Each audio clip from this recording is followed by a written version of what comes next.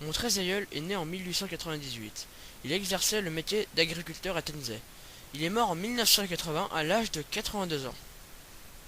Il s'est engagé volontairement à l'âge de 18 ans pour la durée de la guerre, le 2 décembre 1916 à la mairie de Parthenay.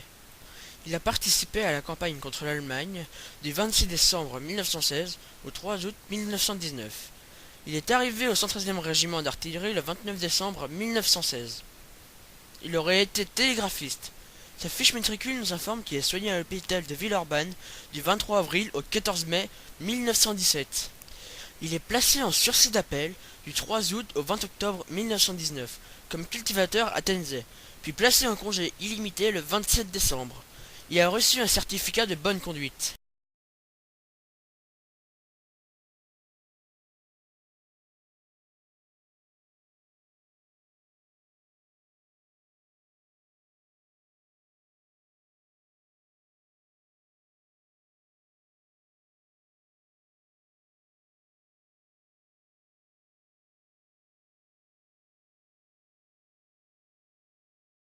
Girard Ernest était mon arrière-arrière-grand-père maternel. Il est né le 25 octobre 1895, à 29 ans, à Pressigny dans les Deux-Sèvres. Il était cultivateur. Il est décédé le 9 février 1924 au château du Porto à Pressigny. Blessé à l'œil droit en 1915, il recevra la croix de guerre pour s'être battu sans jamais reculer devant les lignes ennemies.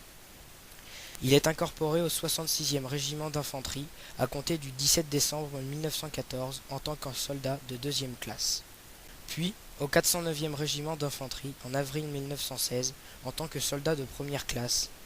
Puis il devient caporal en août 1918.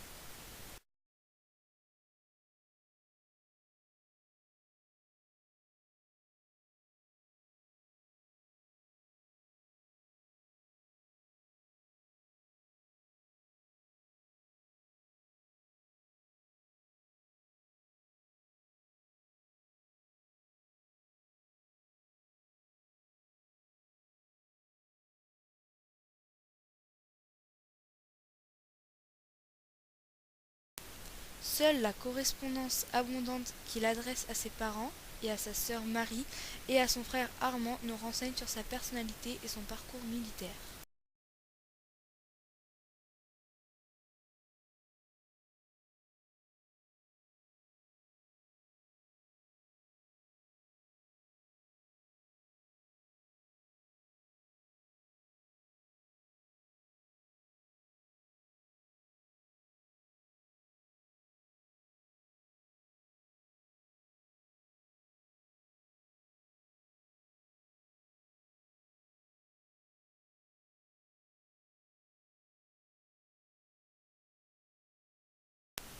Eugène Barrault était le frère de mon arrière-arrière-grand-mère.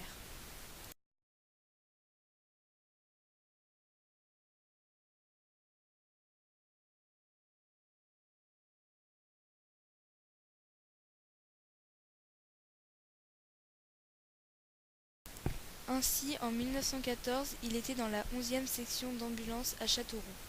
On le retrouve en 1916, maréchal des logis au 56e d'artillerie en convoi à Lyon.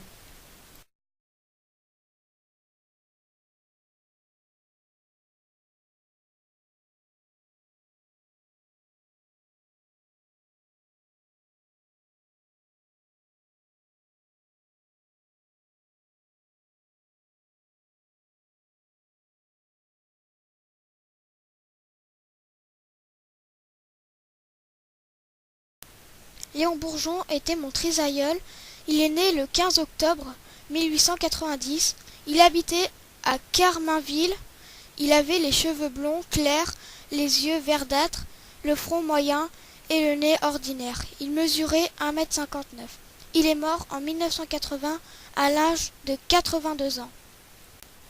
Il a participé à la campagne contre l'Allemagne du 3 août 1914 au 31 mai 1917. C'était un excellent sous-officier en tant que sergent au 101e régiment d'infanterie. Blessé très grièvement à son poste de combat le 31 mai 1916, il a été amputé de la cuisse gauche au tiers supérieur. Il a reçu la croix de guerre avec palme et la médaille militaire, puis a été fait chevalier de la Légion d'honneur en juillet 1958.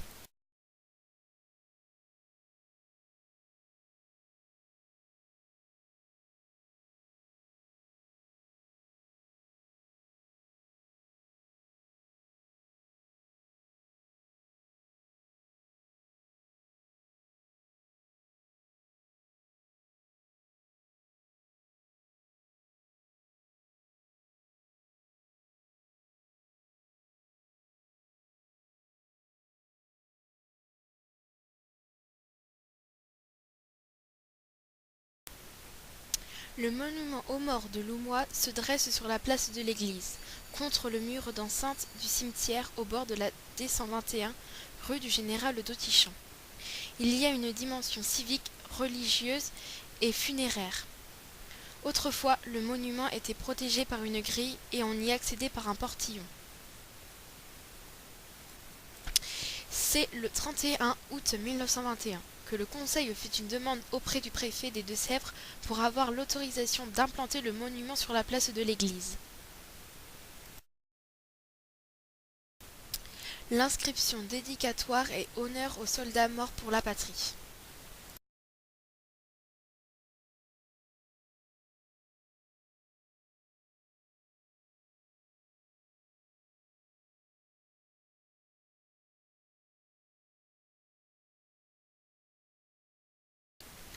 Sur la face avant de l'obélisque, nous avons deux bas-reliefs, dont la croix de guerre, était la décoration accordée pour récompenser une action méritante et ou glorieuse d'un soldat. Puis une grande palme symbolise à la fois le deuil et la victoire.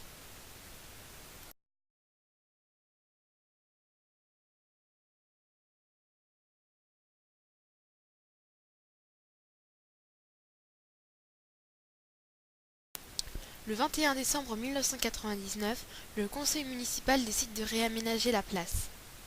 À cette occasion, le monument est déplacé car il gênait l'entrée du cimetière. Le 2 novembre 2005, l'entreprise Colas Centre-Ouest d'Hervaux déplace le monument pour un montant de 2500 € hors taxe. Voici le poster du monument aux morts de Loumois.